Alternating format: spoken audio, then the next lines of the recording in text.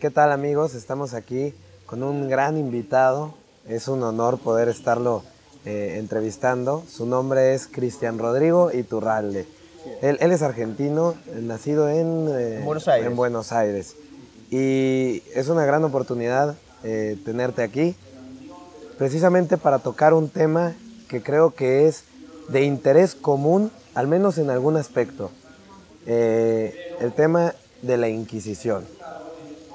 Digo, estoy aquí para hacer algunas preguntas, yo mismo pues algunas dudas, tú eres el experto en el tema que ha investigado, Cristian Rodrigo Iturralde ha hecho este libro, es una investigación, ¿no? Es una investigación para la cual incluso he tenido la suerte de ir a visitar los archivos europeos, documentales sobre la Inquisición, y he estado en Madrid y en París recabando información, ¿no?, sobre las actas y documentación que existe sobre el tribunal. Y intenté hacer una especie de compilación de los mejores trabajos y simposios que hasta el momento se hicieron sobre la Inquisición. Así que bueno, intenté hacer un trabajo lo más científico posible. ¿Y cómo se despierta en ti este interés de abordar el tema de la Inquisición? Sabes que es una pregunta muy frecuente que recibo, y sinceramente te digo, yo recuerdo muchas veces que yo me encuentro con alguien y sale el tema de la religión y me preguntan, bueno, ¿tú de qué religión eres? Y le digo, soy católico apostólico romano. Y enseguida, uno de los primeros temas que sale, por lo menos para la persona que quiere desacreditar la religión de uno, es la Inquisición. Como un estigma que tenemos todos los católicos, que es el tema de la Inquisición. Claro, hay algunos temas que están estigmatizados, ¿no? Las cruzadas, se habla a veces de riquezas exorbitantes que están descontextualizadas también. Y claro, la Inquisición es un punto, concuerdo contigo, en donde sistemáticamente es un punto de ataque, de desacreditación. Pero yo te diría que es el principal. Incluso cuando uno también se presenta como hispanista, ¿no?, como hispano, como orgulloso de sus raíces hispanas, claro, también por la Inquisición abarca, un frente es atacar y desprestigiar todo lo hecho por la Iglesia Católica, pero también otro frente, completamente ligado, es el tema de atacar a la hispanidad, ¿verdad? Claro, está íntimamente relacionada con, pues sí, con todo esto que fue la conquista. Es un tema que de alguna manera, más adelante te estaré preguntando sobre esto, es vital también para desacreditar pues sí, el influjo español, ¿no? Exacto, la leyenda negra, que es lo que llaman, ¿verdad? La leyenda negra, sí. Sí, porque es muy común encontrarse en algunos sectores que buscan justamente esta desacreditación, esa palabras un poco raras, desidentificarse, no sé si existe esa palabra, sí, con España. Exactamente. Hablar de ellos vinieron a conquistarnos, siendo que nosotros como tal aún no existíamos. Exactamente. Porque claro, venimos de esa unión, de esa unión hispana con los pueblos nativos del lugar. Completamente, pues nosotros éramos España, ¿verdad? No es que fuimos colonia ni nada por el estilo, fuimos parte integrante. Eso es importante, claro. No éramos colonias, no éramos colonias. Se llaman virreinatos, ¿no? Exactamente. Que eso es algo que la gente quizá a veces no tiene claro, pero es una diferencia. Claro, exactamente. Son diferencias a veces que no son meramente semánticas, uno dice colonia, parte integrante, no, hacen una verdadera diferencia. El hecho de haber sido parte integrante de la corona española, ¿verdad? Sí, tú has escrito otro libro, ¿verdad?, acerca de esto, de la conquista. Sí, tengo un libro que se llama 1492, Fin de la barbarie, comienzo de la civilización en América, donde sí, de alguna forma se trata un poco de la situación de los pueblos precolombinos antes de la llegada de los españoles, para desmistificar un poco lo que es actualmente. Viste que hay una especie de vox populi, se cree que acá existía un paraíso terrenal, ¿no? Antes de llegar. Sí, claro. Entonces, un poco comentar que en realidad en el continente existían las divisiones, existían las guerras, existían los asesinatos. Sí, se imaginaban una civilización perfecta, quizá que los españoles llegaron a desarmar, ¿no? Es lo que hay en el Vox Populi, como bien dice. Exacto. Bueno, pues será muy interesante para un tema de otra entrevista abordarlo a fondo. En este tema de la Inquisición te comparto una anécdota de hace algunas semanas. Tú no conoces esta ciudad, estamos en Guadalajara, por cierto, para situar un poquito el contexto. Llevo aquí algunos días disfrutando de los platillos mexicanos. Y de la hospitalidad mexicana. De la hospitalidad y del tequila, hay que decirlo. Tequila, es cierto. Muy bien. Y estamos aquí en Guadalajara, muy cerca de la zona de Tequila. pero cerca de aquí hay una ciudad que se llama Zacatecas, muy colonial, muy bella también. Y me encontraba hace unas 2 semanas por unos motivos de visita personal. Voy caminando por el centro y encuentro una cosa un letrero que dice Museo de la Inquisición. Dije, ¿qué va? Me interesa, me adentro en ese museo. Y mi primera sorpresa es que hay una guía, una chica de unos, ¿qué serán? 19, 20 años, que va repitiendo un guión que digo, yo mismo no puedo decir si ella se ha preparado o no en el tema, pero bueno, ella va dando por unas salas, va dando un recorrido, va guiando, ¿no? Y claro, uno encontré lo que esperaba encontrar, por cómo se ha manejado el tema aquí en México y me imagino en los otros países latinoamericanos. Encontré un lugar lleno de máquinas totalmente escabrosas, asientos llenos de picos, máquinas diseñadas para abrir la boca, una famosa pera. Vamos, encontré toda clase de instrumentos de tortura en donde van pasando sala tras sala, aumentando el morbo, ¿no? Es curioso porque muchos de los que estaban ahí, también católicos, aprendiendo, ¿no? Como sintiéndose en un aire de académico, intelectual, en algo que claramente, si vieras la primera sala, había un montaje de un monje, que el monje tenía la nariz hasta acá. Así lo han montado, lo han hecho de cera para ponerlo terrorífico, pero se nota inmediatamente la intención. Y te lo cuento para entrar en este tema, que es decir, la percepción de la Inquisición en toda América es un tema del que muchos creen que saben y nadie ha investigado. Es un tema que damos por conocido y creo que tú y todos los que nos escuchan están familiarizados, pues es muerte, tortura, abusos, se hablan de cientos de miles de ejecutados. ¿Qué es todo esto? ¿Cómo entonces se hace una apología sobre esto que es tan comúnmente aceptado? Y hay que entender que estas acusaciones se encuentran dentro del marco de lo que es la leyenda negra, que podríamos resumir como acusaciones infundadas, completamente infundadas y sin sustento documental, ¿verdad? Son panfletos. ¿Tú has tenido sustento documental para rebatir estas acusaciones? Muy buena pregunta que me haces, porque lo bueno del Tribunal de la Inquisición, y digamos, de alguna forma es lo que permite llegar a una conclusión certera sobre realmente cómo actuó la Inquisición. Por eso no es casualidad que yo titule el libro mío Tribunal de Misericordia. Un tribunal de misericordia. Claro, para mucha gente puede sonar un poco controvertido o extraño, pero hay que entender que... ¿Cuál fue la pregunta? Yo ahora me perdí un poquito. ¿Qué me habías preguntado? Sí, que si tú encontraste sustento documental para rebatir estas acusaciones infundadas que llamas la leyenda negra. Porque sabes que es uno de los pocos tribunales del que aún se conservan los documentos, porque lo bueno de la Inquisición siempre actuó a la luz del día, ¿verdad? La Inquisición jamás tuvo que esconder nada. Había un registro minucioso, o sea, en cada proceso, cada etapa del proceso, había un notario que tomaba nota de cada palabra del acusado, del proceso judicial, de lo que se hacía. Entonces, y eso está todo documentado en distintos archivos documentales que hay algunos en Roma, hay otros en España, en París, y hay colecciones privadas, bueno, que han ido circulando, ¿verdad? O sea que está todo documentado. Entonces, cuando hablan de la cantidad, como vos decís, es verdad, la gente dice 200.000 o cientos de miles de asesinados. De juzgados, ¿no? Bueno, asesinados. Ellos dicen asesinados, no hacen ningún tipo de distinción. Entonces tenemos que entender que tenemos la evidencia documental, y la evidencia documental se han hecho distintos simposios a lo largo de los años, particularmente uno que quiero mencionar y referir, es uno realizado para que lo sepan los católicos, por Juan Pablo II en el año 98, hizo un simposio sobre la Inquisición para ver qué había de cierto en todo esto que se decía de la Inquisición. Muchos creen que a raíz de este simposio, o se dice, no sé si sea un dato preciso, aquello de que Juan Pablo II pedía perdón por la Inquisición. Mira, excelente pregunta. El tema de mea culpa ha sido manipulado y tergiversado completamente por la prensa, y lamentablemente los católicos, o incluso los hispanistas católicos, no se han tomado el tiempo de realmente verificar si tal aserción es cierta o no. No, jamás, no solo no pidió Juan Pablo II ni la Iglesia perdón por la Inquisición, sino que incluso la han elogiado en muchos aspectos. Benedicto XVI incluso, él refiere, textualmente él dice, que la Inquisición supuso un progreso para la época, porque desde el Tribunal de la Inquisición, desde la existencia del Tribunal de la Inquisición, nadie podía ser condenado sin juicio ni proceso.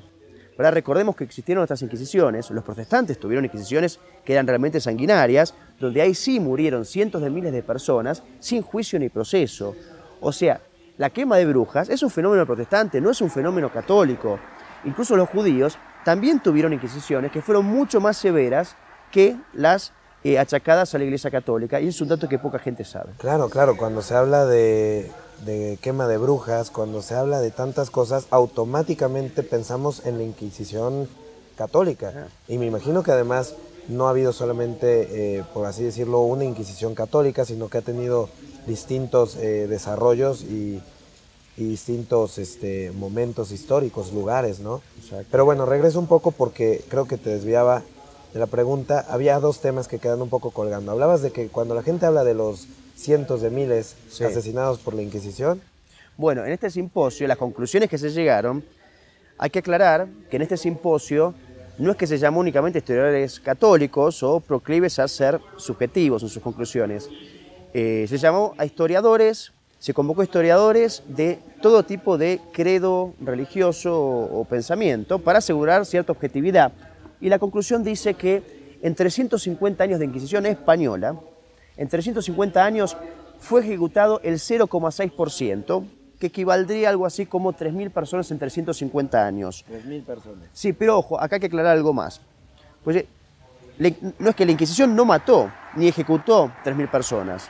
La Inquisición simplemente, su misión era declarar, o sea, concluir, luego de un proceso justo, si tal persona era hereje efectivamente o no. Porque bueno, a cierta persona se la acusaba de hereje y la Inquisición tenía que ver si realmente era cierta esta acusación. Luego, el hereje era trasladado a la potestad del Estado. Entonces, el que aplicaba la pena de la Inquisición no era la Inquisición, ni mucho menos el sacerdote mismo, era el Estado. O sea, cada Estado tenía sus propias leyes. Claro, estaba conformado de una manera distinta. Exacto. De modo que quizá cometemos errores y juicios anacrónicos completamente cuando hablamos de la Inquisición, ¿no?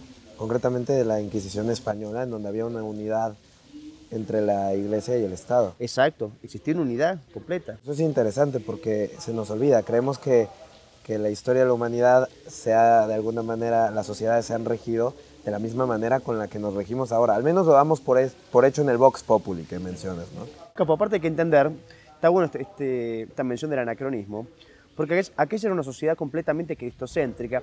Si bien hoy hablar de herejes, la gente en realidad le es indiferente, claro, y no parece una acusación grave, en ese momento, ser hereje en una sociedad cristocéntrica era prácticamente ser un enemigo del Estado. Lastimaba a la comunidad y la ponía en peligro. Exactamente. Sí, tiene... Vos fíjate que la tolerancia de los herejes, vos mirá lo sucedido, podemos ver en el contexto qué fue mejor, si la Inquisición católica o aquellos países que de alguna forma adherían al libre examen y permitían las herejías, cuál trajo, digamos, más, de alguna forma, más mal. En las naciones protestantes hubo entreguerras entre mismos protestantes, hubo cerca de 300.000 víctimas, acusándose unos a otros, pero bueno, por esta tolerancia hacia la herejía y hacia el error. Entonces, la consecuencia de tolerar la herejía en aquellos tiempos era la guerra y las matanzas. En España no tuvo guerras religiosas, mientras toda Europa se estaba desangrando en guerras religiosas. Eso es un gran acierto de la Inquisición. En España, por ejemplo, no hubo grandes linchamientos de judíos, por lo menos a partir de la instauración de la Inquisición española, porque el pueblo, hay que entender también que la cuestión judía es un tema bastante complicado. Pero sobre esta aseveración que haces, sí, antes de que se estableciera la Inquisición española, tenían problemas de linchamientos y digamos, de juicios tomados por la propia mano del pueblo. Exactamente, era bastante común en distintas partes de Europa, por ciertas actitudes desaprensivas de los judíos, que el pueblo tomara la justicia por mano propia. Una vez establecida la Inquisición, de alguna forma, cualquier persona que estuviera acusada, o sea, la Inquisición aseguró un juicio justo para todos. Sí, vino a ser más un remedio que, Fue un remedio. que un azote, como muchos lo Exactamente, presentan. fue un remedio. Pero hay que entender también que la Inquisición solo podía actuar sobre los bautizados cristianos, o sea, el judío que quisiera practicar su fe la podía practicar sin ningún tipo de problema y jamás la Inquisición le iba a molestar, como los indígenas aquí en el continente americano. Sí, porque se ha dicho mucho que les han obligado a la conversión. No ha sido así. Se les ha siempre permitido ejercer. En la España realmente existía la tolerancia religiosa. Sí, a mí esa aseveración siempre me pareció problemática porque la misma Iglesia Católica determina que si en una etapa donde ya hay conciencia, el bautismo, que es la entrada al cuerpo místico de la Iglesia, no es bajo plena libertad y es obligado, no se considera válido. Es válida. Entonces sería un poco contradictorio que el inquisidor, sabiendo esta prerrogativa, fuera a obligar Completamente. a que alguien se convirtiera, sabiendo que pues, en realidad no había conversión. Y aparte, fíjate vos, ¿a dónde eligen los judíos ir en su mayoría? A España. ¿Qué era la España? La España era católica. O sea, no Claro, de casualidad, los pues no es judíos que llegaran. tuvieron completa libertad, bajo todos los reyes hispanos, para vivir sin que nadie los molestara. Así que por algo los judíos han elegido España y un país católico para Pero vivir. sitúame en algo que no estoy muy atinado en esto. Se habla de una expulsión de los judíos, ¿no? Porque tú mencionas que podían vivir en España libremente, ¿no? Y sin tener el dato concreto, sí que recuerdo que en algún momento he leído de la expulsión de los judíos. ¿Cómo es compatible esto? ¿Ya existía la Inquisición para entonces? La Inquisición se instauró en 1478, la española, la expulsión es en el año 1492. Pero bueno, hay que entender primero que el tema de la expulsión, primero que ya había habido advertencias, porque el judío por lo general siempre ha sido bastante revolucionario. En cada país donde ha ido le ha costado mucho o no ha tenido intención de integrarse plenamente a la comunidad que le estaba dando cobijo, ¿verdad? No solo no ha retribuido esa generosidad de los países, sino que incluso ha intentado minar su propia identidad. Y la Inquisición, ¿por qué nace la Inquisición? Porque los judíos, en su afán por tener una dominación, dicen que había un plan para dominar España, esto lo dicen incluso autores judíos, en su afán por la dominación mundial, ellos lo que intentan hacer es infiltrarse en las estructuras del Estado. Entonces el judío se convertía falsamente al cristianismo, lo que se conoce como marrano, un judío converso falsamente. Entonces de esa forma ya podía, por ejemplo, ser sacerdote o podía acceder a un montón de lugares y tener acceso a un cierto público. Y lo que hacía era minar la moral o enseñar cosas contrarias a la doctrina católica. O sea, y recordemos, como decíamos antes, en una sociedad cristocéntrica, enseñar errores realmente podían generar guerras muy importantes. Entonces, de alguna forma, la expulsión de los judíos responde a el fenómeno del falso converso, ¿no? El judío que intentaba judaizar al resto de la población, ¿verdad? Entonces se les dio un par de advertencias, que bueno, que practiquen si quieren su religión sin que nadie los moleste, pero bueno, dejen de intentar... Claro, pero esto además muy querido por el pueblo español. Exactamente. No es que viniera de una autoridad externa que se impusiera, era el pueblo, la identidad de España. Exactamente, el pueblo se sentía ofendido, se sentía completamente ofendido por la actitud de los judíos. Y aparte, bueno, recordemos que el tema, porque se suele criminalizar a España por el tema de la expulsión, pero los judíos los han expulsado. Esto será políticamente incorrecto decirlo, pero hay que decirlo, y es parte de la historia. Todo lo que hemos dicho creo que es políticamente incorrecto hasta ahora, así que... Pero está completamente fundado. Claro. Y yo, por lo menos, para los investigaciones que intento llevar, siempre cito o recurro a autores que son, en general, de procedencia judía o protestante o ateo.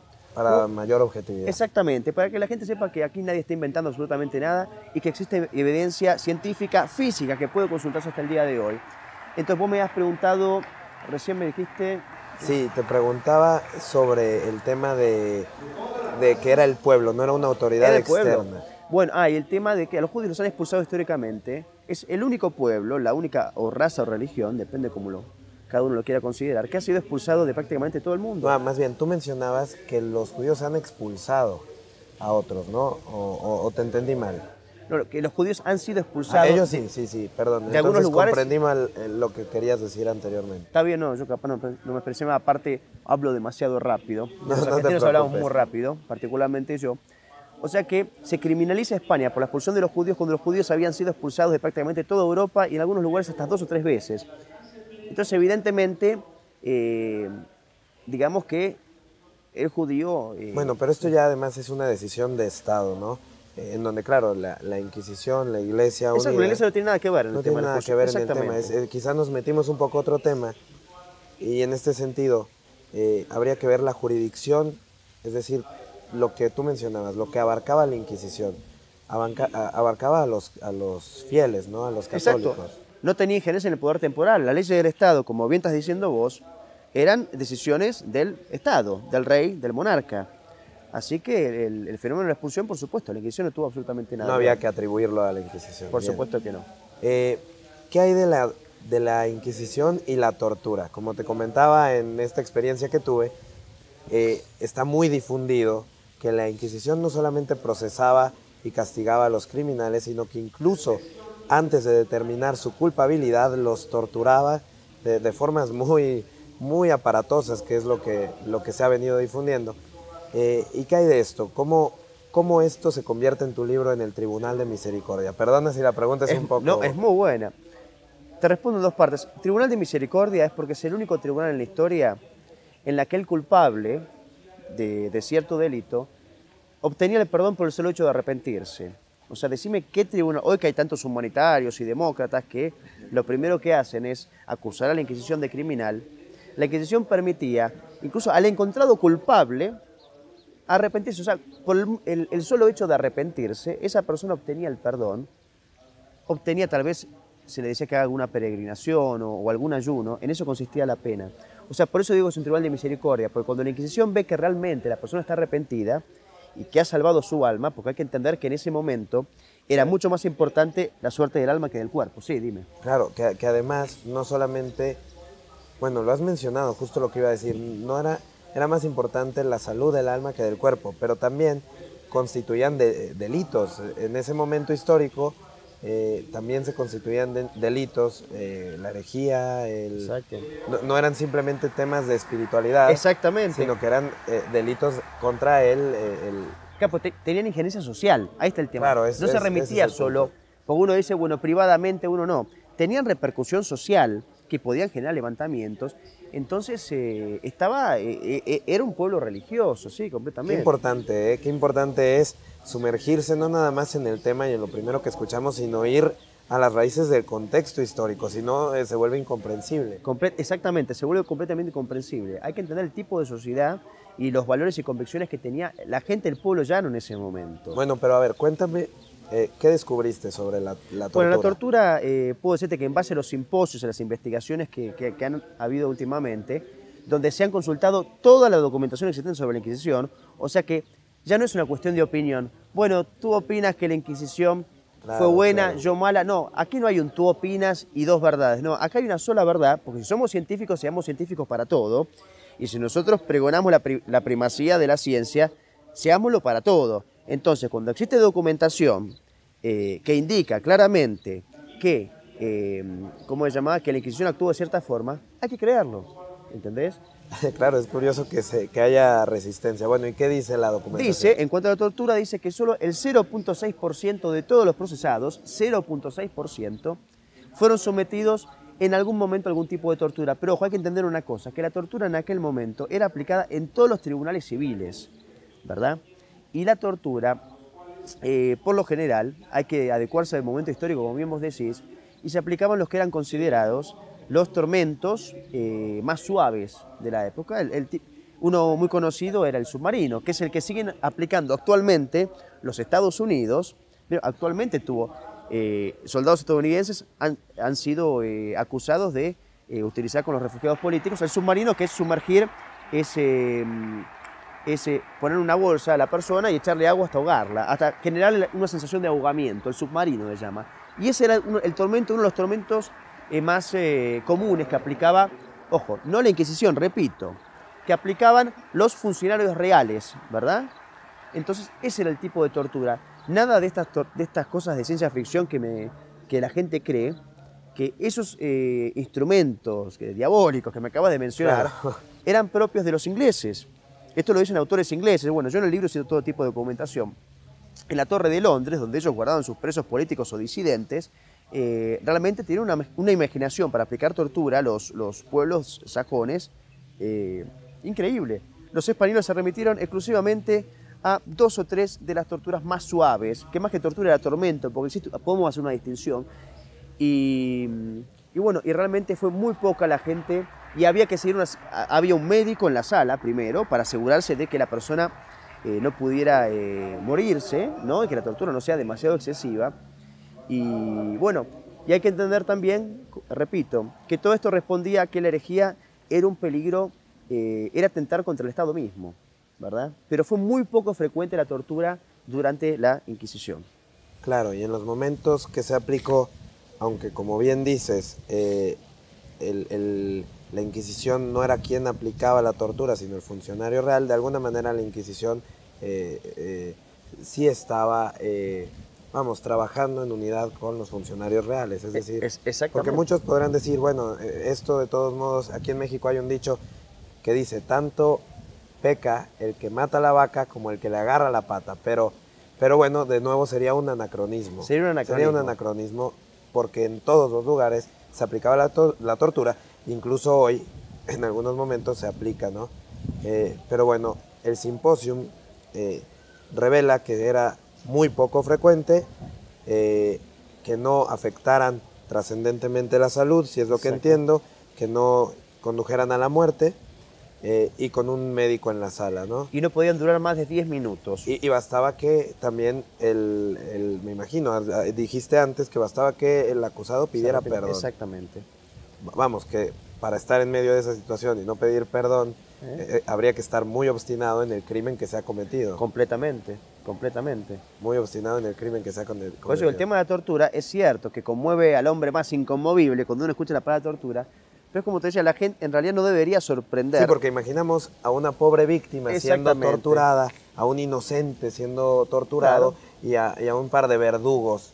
Exacto, pero hay que entender también que los herejes, lo que digo siempre, la herejía no remitía exclusivamente a ver un pensamiento interno, bueno, yo pienso tal cosa y me lo guardo para mí. No, el peligro de la herejía era que intentaba arrastrar al error a todas las personas, y además los herejes eran violentos, porque el hereje no era simplemente una persona que pensaba distinto y nada más. No, el hereje era una persona que al que no quisiera ser arrastrado por él, iba y lo mataba. Los herejes han matado inquisidores, han matado religiosos. O sea, realmente eran un peligro no solo moral y espiritual, eran un peligro físico. Y los herejes muchas veces estaban aliados con potencias de otros países. Por ejemplo, muchos de estos herejes eran de origen judío y muchas veces hubo varios planes para, mancomunados con los musulmanes o los protestantes, quisieron invadir España. O sea, era un peligro tanto a nivel exterior como interior. Claro, o sea, yo nunca lo había pensado, pero mencionas la herejía como estrategia política. Incluso. Exacto. Hay dos temas, el tiempo se acaba, pero hay dos temas que me gustaría mucho abordar antes de cerrar. El primero hablaba sobre la ciencia, cómo nos tiene que, la investigación académica, cómo nos tiene que sujetar a la realidad de los hechos. Exacto. Más allá de los prejuicios y esto, ¿no? Pero la Inquisición también se le achaca, como has mencionado antes, haber estado en contra de la ciencia, ¿no? Se le atribuye el famoso caso de Galileo y el tema de una actitud anticientífica. No tenemos mucho tiempo, pero ¿qué encontraste en tu investigación? Mira, yo creo que lo bueno de esto es que muchas de las acusaciones contra la Inquisición y contra España son tan pueriles que no resisten análisis. En el tema de la ciencia hay que entender que el siglo de oro español, que de alguna forma fue el siglo de oro de Europa, donde florecieron a su máximo esplendor todo el tipo de artes, de cultura, de escritores, poetas, Calderón de la Barca, Lope de Vega, justamente coincide con el periodo de mayor apogeo de la Inquisición. O sea, si entendemos que el siglo de oro español, que transcurre, depende del autor, de mediados del siglo o principio del siglo XVI. Voy a apuntar ese dato. El siglo de oro coincide con la época de la Inquisición. Claro, con el apogeo. El apogeo de la Inquisición. Donde supuestamente tiene la Inquisición más actividad. Entonces, esa es la mejor prueba de a qué punto la Inquisición defendió y apoyó la ciencia y floreció en todo su esplendor el arte, la arquitectura. Así que, y esto, bueno, ya ha sido reconocido por autores de distintos lineamientos de pensamiento. En el caso de Galileo se revela que no es la Inquisición española, Exacto. hay otras Inquisiciones. Exacto, bueno, no podremos meter, si A querés, muchos pero temas. bueno, esa fue la Inquisición romana. Nada más por mencionarlo, Sí. ¿cuántas Inquisiciones hay? Bueno, tenemos la medieval, Medieval. que es propiamente la que nace en el año 1232, con Lucio III, contra los cátaros, que era de alguna forma un movimiento subversivo, ¿no? Que estaba particularmente en la zona de Languedoc, en Francia. Ellos provenían de cerca de Bulgaria. Que de esta no se habla mucho, ¿no? No se habla mucho de la medieval, no, por lo general el grueso de las acusaciones se dirige siempre contra la Inquisición española. Recordando, o más bien comprobando el punto que hacías, que también es una estrategia contra la hispanidad. Exacto. Que está relacionada con la conquista en esta carrera. Recapitulás muy bien vos, es cierto. Es contra la hispanidad y contra la Iglesia Católica. Por eso ataca con tanto fervor. Muy bien. Aprovechando que hablamos de esto, entonces, ¿cómo es que tenemos este resultado? Si las cosas eran así, ¿por qué ahora la mayoría damos por hecho que la Inquisición fue lo que se suele decir, una institución abusiva, torturadora, asesina? ¿Quiénes son los responsables de hacernos o de difundir esto? ¿De dónde sale entonces esa concepción o ese paradigma? Te respondo, creo que primeramente los responsables de que esto siga perdurando hoy en día, los responsables somos los católicos por no informarnos debidamente. Pero al origen... Qué buena respuesta acabas de dar, ¿eh? Pero en cuanto al origen que me preguntás, el origen de toda esta propaganda antiespañola, y hay que decirlo, por más que aparte está documentado y reconocido por sus mismos actores, los propagadores son los judíos, particularmente judíos holandeses y protestantes, en el marco de la guerra religiosa contra España y la Iglesia Católica. Una guerra religiosa, geopolítica, había distintos intereses, pero ahí nace, y particularmente a través del resentimiento que quedó muchos judíos por la expulsión de España en el año 1492. Sí, es importante apuntar que esto que haces es una exposición de lo que la documentación objetiva te ha provisto, no es un tema de racismo ni de... Exactamente. Que es importante apuntarlo porque uno habla de esto y automáticamente cae el Está muy golpe bueno también. que incluso la palabra racismo, viste que actualmente existe una moda de darle connotaciones distintas a cada palabra y la semántica se ha vuelto ya en un caos. Vale precisar. Está muy bueno lo que has dicho, por el tema de racismo. La Inquisición jamás ha sido antijudía, incluso existían varios inquisidores y funcionarios de la Inquisición que tenían ascendencia judía. El propio Fernando el Católico, gran promotor de la Inquisición española, tenía sangre judía por una abuela. El propio Torquemada, del que se ha hecho un monstruo, que no fue tal monstruo Torquemada, realmente fue un hombre piadoso, piadosísimo, o Diego Deza o Manrique. Incluso los mayores promotores y defensores de la Inquisición fueron propios religiosos y rabinos judíos convertidos al catolicismo por voluntad propia. Los propios judíos... De raza judía. De raza judía. Los propios judíos conversos fueron los primeros, te hablo de rabinos, O sea, cuando había las disputatio y las controversias públicas, muchos rabinos se convertían al catolicismo y convencidos de que era la verdad, fueron los principales promotores de la Inquisición, los propios judíos. Bueno, es un tema que da para largo. Da para largo, pero se ve claro. Había un motivo, España hacía una bella conquista, virreinatos, y quizá había otras naciones en esta carrera de conquista y otros intereses en donde un arma efectiva, como lo hemos visto, pudo haber sido la propaganda, es lo que entiendo, la propaganda contra España y todo lo que se le pudiera achacar al catolicismo, a la Inquisición, claro, a la realidad de ese momento. Tenemos que entender que la imprenta es una invención prácticamente de fines del siglo XV.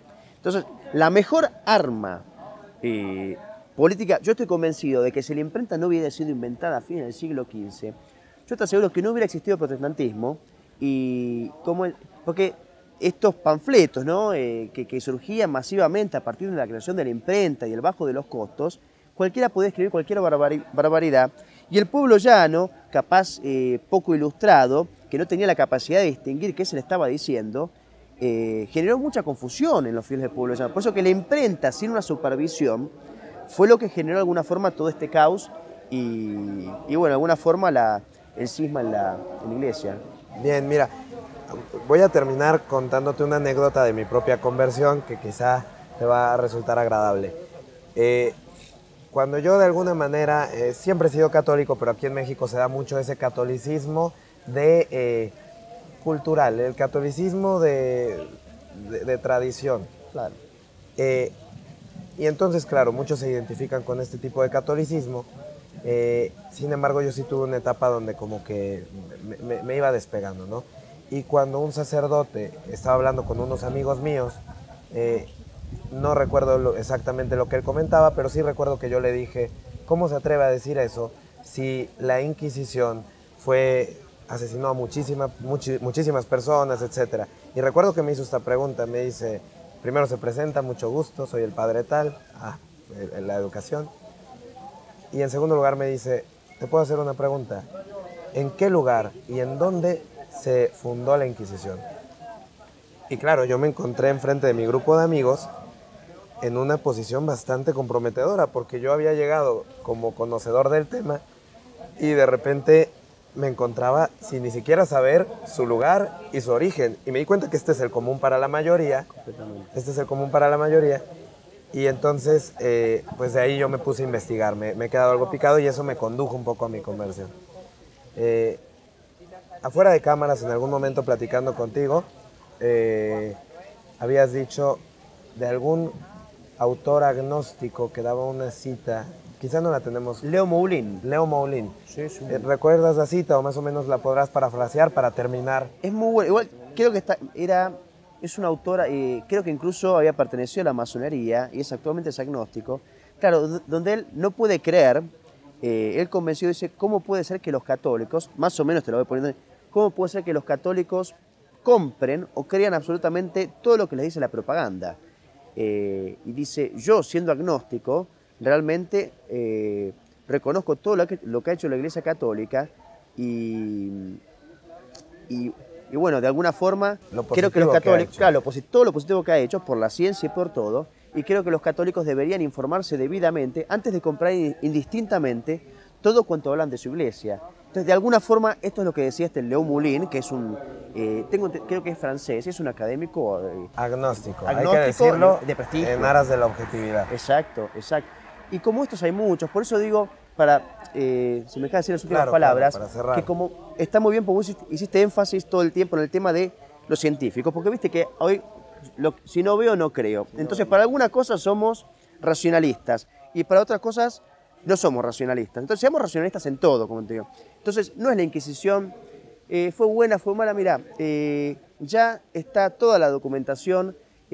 No hay excusa para ser ignorante con el tema de la Inquisición, ni decir que la Inquisición ha sido criminal, ni España. La Inquisición, en mi opinión, fue el tribunal más justo de la historia. El tribunal más justo de la historia. Pero completamente de acuerdo. Más justo y más piadoso de la historia. El encontrado culpable podía obtener el perdón y aparte existía un proceso jurídico que en otra oportunidad los acusados tenían derecho a abogado, había recusación de juez, había doble instancia. No se permitían las denuncias anónimas. Bueno, eso es material para otro programa. Pero lo que te quiero decir, lo último, es que son garantías que ni siquiera se respetan en el día de hoy, en pleno siglo XXI. Entonces lo que te quiero decir es que sí, el Tribunal de la Inquisición fue el tribunal más justo de la historia y los católicos deberían comenzar hoy mismo por dejar de comprar mentiras de la propaganda y empezar por interesarse por su propia historia. Pues muchísimas gracias, Cristian. Creo que hay mucho que decir. Me hubiera encantado poder abordar el caso Galileo, que también habrá mucho que decir. Sí, será bueno. otro tema, lo podremos referenciar. Sí. Cristian Iturralde, autor de La Inquisición, un tribunal de misericordia. Muchísimas gracias. Muchísimas gracias. Qué gusto ¿Y quién vive? tenerte aquí. Muchas gracias, señor. Igualmente. Muchas gracias, Raúl.